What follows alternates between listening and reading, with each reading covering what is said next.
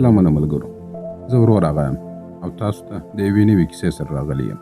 دا کیسه له یوه ډېرې عجیبې صحنې څخه پیلېږي.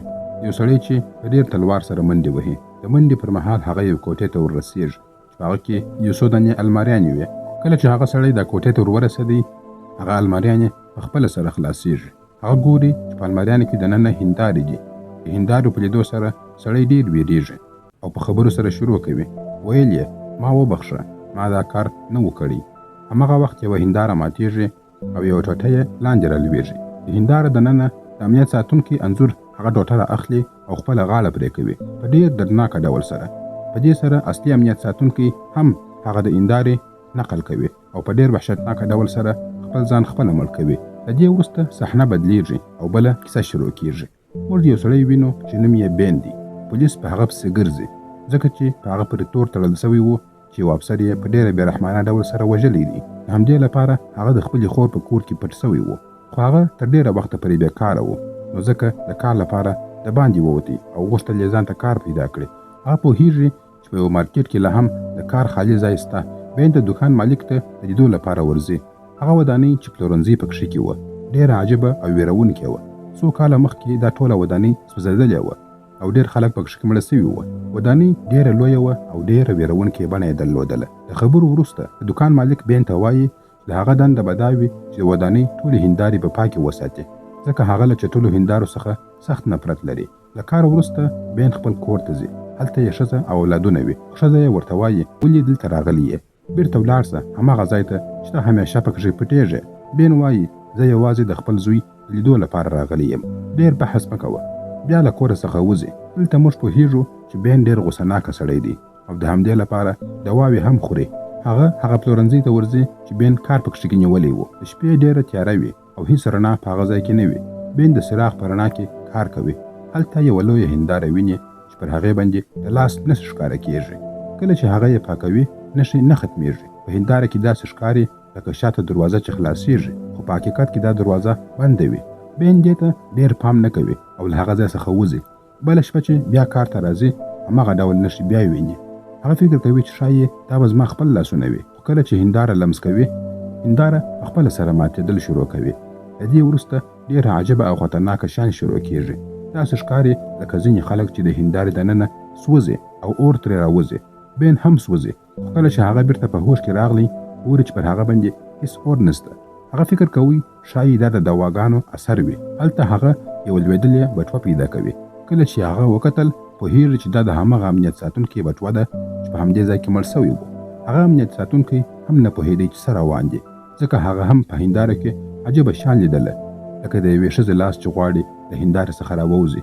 د دې له لیدو څخه وروسته بین هنداره را اخلي او له ځانه سره یې وړي. پلورنځي کې ګرځي او یوه سوځېدلې ښځه ویني چې ډېره ویرونکې ښکاره کېدله. د بلې خوا د بین زوی هم د دې ډول عجیبو شیانو لیدل شروع کړي وي، خو مور یې ورته وایي زویه مه ویرېږه، داسې هېڅ نشته، په ارامه سره ویده شه. یوه ورځ د بین کور ته یو پارسل راځي چې د هماغه امنیت ساتونکي نوم پکښې کې وي. په پارسل کې ډېر اخبارونه وي او په هغه اخبارو کې لیکل سوي وه هغه ودانۍ څنګه سوځېدلې وه او څنګه خلک په هغه کې مړه سوي وه. بین د دوکان له مالک څخه پوښتنه کوي چې هغه امنیت ساتونکی چیرې دی. مالک ورته وایي چې هغه خو وختي لا وژل سوی دی. بین ډېر وارخطا کېږي او فکر کوي که هغه مړ وي نو دا پارسل ماته چا راستولی دی. د بین ښځه ډاکټره ده او په هماغه روغتون کې کار کوي. د امنیت ساتونکی مړی پکښې پروت و. بین خپلې ښځې ته وایي چې زه مړی ګورم، خو د مړي انعکاس په هنداره کې هغه سخت وویروي. د بلې خوا د بین خور په کور کې هندارې ته ولاړه وي او خپل غوږوالي راباسي. کله چې د غسل لپاره روانه سوه د هغې انعکاس په هنداره کې پاته کېږي او خپل مخ څیري. دا منظره ډېره خطرناکه ښکاره کېدله. هماغه وخت د بین خور مخ په اصل کې هم هماغسې څیري کېږي لکه څنګه چې په هنداره کې څیري سوی و او پر همدې ځای باندې هغه مړه کېږي. کله چې بین کور ته راځي او دا حالت ویني ډېر ماتېږي او د خپلې خور په مرګ سره ډېر سخت غمجن کېږي. هغه پوهېږي چې دا هندارې عادي نه دي.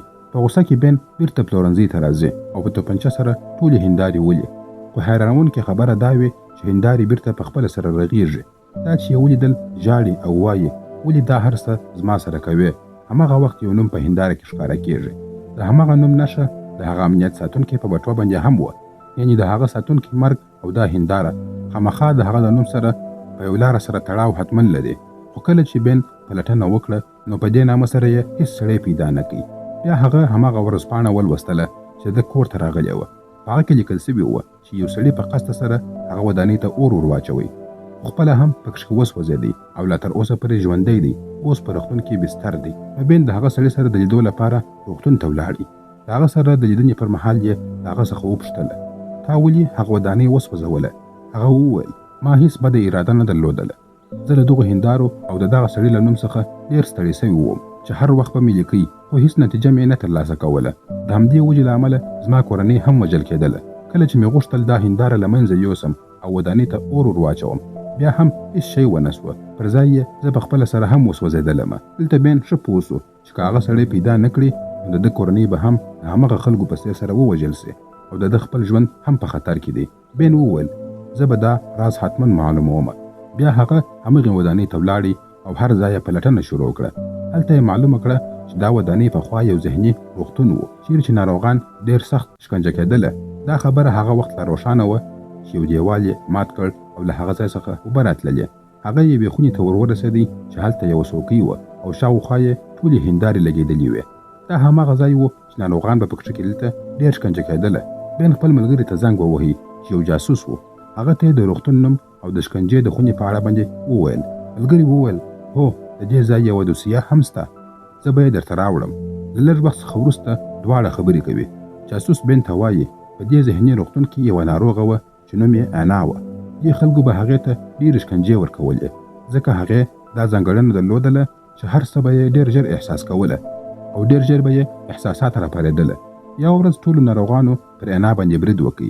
انا ووژل سوه او نور ناروغان هم مړه سول.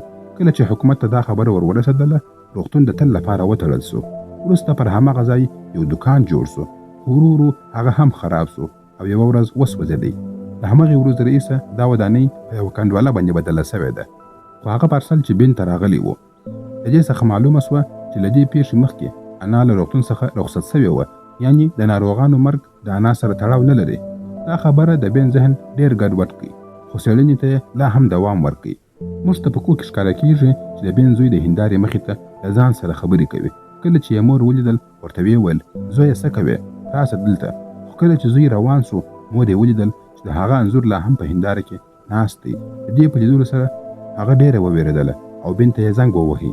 بین وویل، زه به ډېر ژر راسم. هیڅوک به هیڅ هندارې ته نه ورنږدې کېږي. کله چې کور ته راغلی، ټولې ښیښې او کړکۍ یې په رنګ سره پټې کړې. په خپلو پلټونو سره یې د انا کور پیدا کړي. د هغې له کورنۍ څخه یې هم واورېدل چې انا رښتیا هم لیونۍ وه او ډېره سخته او غوسناکه ښځه وه. ژر به غوسه کېدله. روغتون ته ولېږدول سول. ډېرې شکنجې ورکول سولې، خو په پایله کې هغه ښه سوه. د څو ورځو وروسته بېرته کور ته راغله، خو بیا یې په کور کې په هندارو کې عجیبه کارونه شروع کړل. نااشنا خلک به په هندارو کې ښکاره کېدله چې له امله یې د انا حالت بیا خراب سو. خو بیا هغه داسې ځای ته واستول سول چې هلته هیڅ هنداره نه وه. بین وویل، زه به له هغې سره حتمن وینم، که ژوندۍ وي او که مړه. بین هغه ځای ته ولاړی. هلته یې ولیدل چې انا ډېره زړه سوې ده. د انا سره یې خبرې شروع کړې. بین د هغې څخه وپوښتل، ایا له ما سره بیرته هغه روغتون ته ځې؟ انا وویل، نه. هغه وخت زما دننه یو شیطان و. د شکنجو له امله هغه شیطان ډېر نور شیطانان جوړ کړل. که زه بیرته هلته ولاړه سم، هغه شیطانان چې اوس په هندارو کې بند دي بیرته به زما بدن ته داخل سي. بین د خپلې کورنۍ خبره هم ورته وکړه. ویې ویل، زما کورنۍ د مرګ سره مخ ده. خو انا هیڅ جواب ورنکړي او له هغه ځای څخه ولاړه. بل لور ته شپه سوې وه او د بین زوی له مور ورک سوی و. مور یې ټول ځایونه وکتل، هر ځای اوبه وې. کله چې تشناب ته ولاړه، د تشناب په ټپ کې د زوی انځور پر هغې باندې برید وکړي. هماغه وخت په لوړه خونه کې د بین لور په هنداره کې د خپلې مور انځور ولیدی. حال دا چې مور یې هلته نه وه. هغه انځور غوښتل پر هغې باندې برید وکړي، خو مور یې ژر راورسېدله او لور یې وژغورل. بیا مور بیرته د زوی د لټون لپاره ولاړه. په بله خونه کې یې ولیدل چې پر مځکه باندې اوبه دي او د زوی انځور په اوبو کې ښکاره کېږي. کله چې ورنږدې سوه، زوی یې په چاړه سره پر هغې باندې وار وکړي. بل لور ته انا د بین خبرې ومنلې او هغه یې همغې د شکنجې خونې ته راوستله. هغه انا پر چوکۍ باندې وتړله. همغه وخت د ټولو هندارو شیطانان راووتل. بین له خونې څخه ووتی او ټول شیطانان بیرته د انا بدن ته داخل سول چې په دې سره یې بدن وچاودېدی او ټولې هندارې ماتې سوې. انا په ډېر ویرونکي شکل سره بدله سوه. هغې پر بین باندې برید شروع کړي. په بین پر هغې باندې ډزې کولې. بین یو فکر وکړي هغه انا د غاز د پایپ سره ووهله چې په هغې سره غاز راووتی. بین پر هغې باندې ډزې وکړې او اور ولګېدی. انا په دې سره وسوځېدله، خو د هغې غوسه لا نه وه ختمه سوې. هغې ټوله ودانۍ راوغورځوله چې بین ووژني، خو بین هم هماغه کار وکړي او ودانۍ یې پر انا باندې راونړوله او هغه تر ودانۍ لاندې سوه. د ودانۍ یوه برخه پر بین باندې هم راولوېدل. بل لور ته د بین زوی خپل اصلي ژوند ته راوګرځېدی او مور یې هغه وژغوري. خو کله چې بین له ودانۍ څخه راووتی، هر څه یې چپه ولیدل. هغه ته هر څه چپه ښکاره کېدل، یعنې خط هم د چپې خواوته ښکاره کېدی. هغه پوه سو چې دا اصلي نړۍ نه ده، بلکې د هندارې نړۍ ده. یعنې بین هم مړ سوی و او هیڅ کله د هغې نړۍ څخه نسوی راوتلی، ځکه ټولې هندارې ماتې سوي وې. او د فلم کیسه همدلته پای ته رسېږي.